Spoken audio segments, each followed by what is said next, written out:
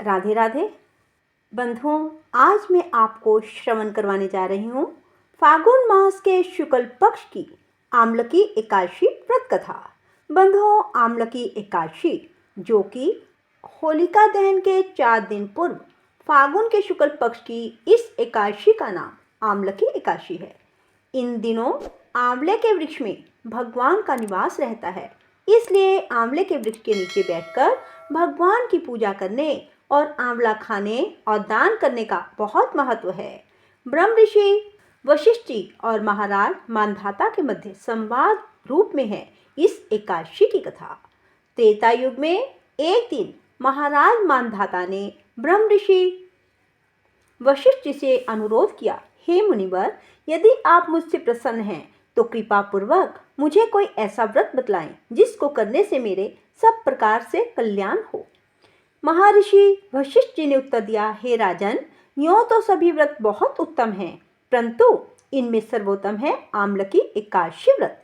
फागुन मास के शुक्ल पक्ष की इस आमलकी एकादशी का व्रत करने से सभी पाप नष्ट हो जाते हैं। इस व्रत को करने से 1000 गायों के दान के बराबर पुण्य प्राप्त होता है। इस बारे में एक कथा मैं तुम्हें श्रवण करवा रहा हूँ।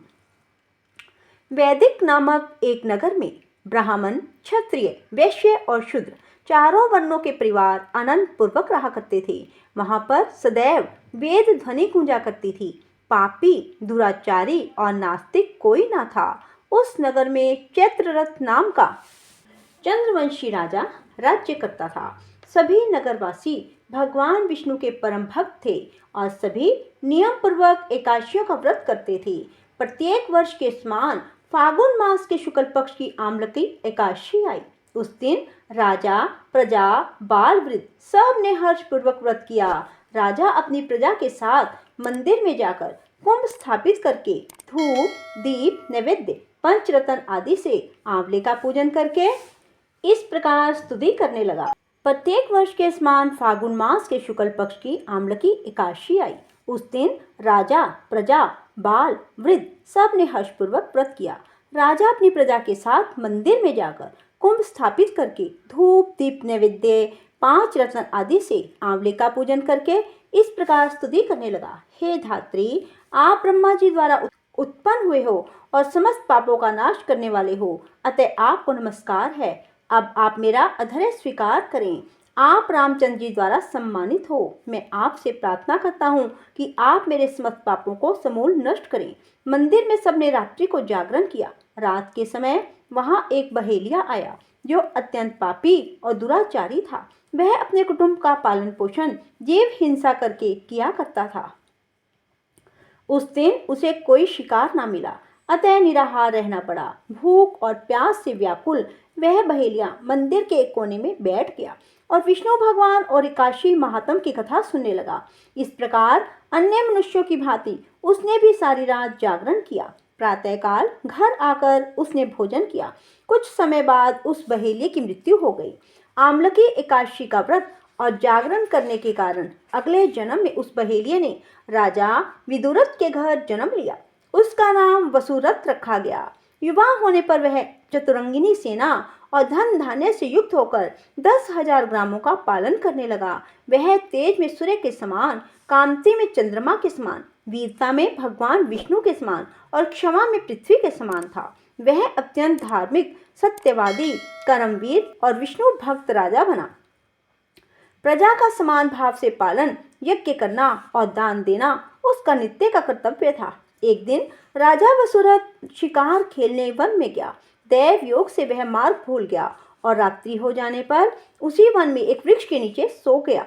थोड़ी देर बाद पहाड़ी मलेच्छ वहां आए और राजा को अकेला देखकर मारो मारो की आवाजें लगाते हुए वसुरथ की ओर दौड़े। वे मलेच्छ कहने लगे, इसी दुष्ट राजा ने हमारे माता पिता, पुत्र पौत्र आदि अनेक संबंधियों को मारा है और इसे देश से निकाल दिया जाए, अतः इसको अवश्य मारना चाहिए। ऐसा कहकर वे मलेच्छ अस्त्रों पर प्रहार करने लगे। अनेक अस्त्र शस्त्र राजा के शरीर पर गिरते ही नष्ट हो जाते और उसका वार पुष्पों के समान प्रतीत होता। अब उन मलेच्छों के अस्त्र शस्त्र उल्टा उन्हीं पर प्रहार करने लगे, जिससे वे घायल होने लगे। इसी समय राजा को भी मूर्छा आ गई। उस समय राजा के शरीर से एक दिव्य स्त्री उत्पन्न हुई। वह स्त्री अत्यंत सुंदर वस्त्रों और आभूषणों से अलंकृत थी, मगर उसकी भृकुटी टेढ़ी थी, आंखों से लाल लाल अग्नि निकल रही थी। वह स्त्री मलेच्छों को मारने दौड़ी और थोड़ी ही देर में उसने सब मलेच्छों को काल के गाल में पहुंचा दिया। जब राजा सोकर उठा तो इन मलेच्छों को मरा हुआ देखकर सोचने लगा कि इन शत्रुओं को किसने मारा है। वह ऐसा विचार कर ही रहा था कि तभी आकाशवाणी हुई, हे राजा, इस संसार में विष्णु भक्त के अतिरिक्त कौन तेरी सहायता कर सकता है। इस आकाशवाणी को सुनकर राजा अपने नगर को चला आया और सुखपूर्वक राज्य करने लगा। महर्षि वशिष्ठ जी आगे बोले, हे राजन, यह आम्लकी एकादशी के व्रत का प्रभाव था। जो मनुष्य इस आम्लकी एकादशी का व्रत करते हैं वे सभी कार्यों में सफल होकर अंत में विष्णु लोक को प्राप्त होते हैं। बोलो विष्णु भगवान की जय, लक्ष्मी माता की जय। बंधुओं, जो कोई भी आम्लकी एकादशी का व्रत करता है उसे 1000 गोदान के बराबर पुण्य की प्राप्ति होती है। बंधुओं, आम्लकी अर्थात आंवला, इस दिन आंवले के वृक्ष का पूजन अवश्य करें।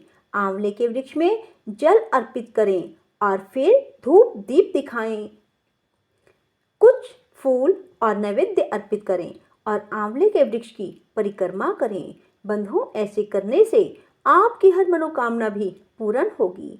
बंधुओं, आप 10वीं तिथि को रात को भोजन ना करें और एकादशी को प्रातःकाल जल्दी उठकर गंगा जल नहाने के जल में डालकर स्नान करें और फिर भगवान विष्णु के आगे खड़े होकर दाहिने हाथ में जल लेकर व्रत का संकल्प लें। इस दिन भगवान विष्णु को आंवले अवश्य अर्पित करें। भगवान की षोडशोपचार पूजा करें। सारा दिन भगवान विष्णु के नाम जाप में बिताएं। भगवान विष्णु की प्रसन्नता के लिए उन्हें तुलसी दल और पुष्प अवश्य अर्पित करें। रात्रि जागरण करें और अगले दिन उठकर फिर से स्नान करें, भगवान विष्णु की षोडशोपचार पूजा करें और फिर ब्राह्मण को भोजन कराएं और फिर स्वयं व्रत का पारण करें। बंधुओं, एकादशी व्रत में भूल कर भी किसी की चुगली ना करें, किसी का दिल ना दुखाएं, जीव हत्या ना करें, चोरी ना करें और घर में चावल का प्रयोग, प्याज लहसुन का प्रयोग ना करें। बंधुओं, यदि आपको हमारी वीडियो पसंद आए तो इसे लाइक करने के साथ साथ शेयर करना ना भूलें और कमेंट बॉक्स में राधे राधे अवश्य लिखें ताकि आपको कथा श्रवण का पूर्ण फल प्राप्त हो सके। क्योंकि जब भी हम किसी ब्राह्मण से कथा श्रवण करते हैं तो उन्हें दक्षिणा देते हैं। राधे राधे भी एक किस्म से आपकी दक्षिणा है। राधे राधे। जय श्री कृष्णा। धन्यवाद।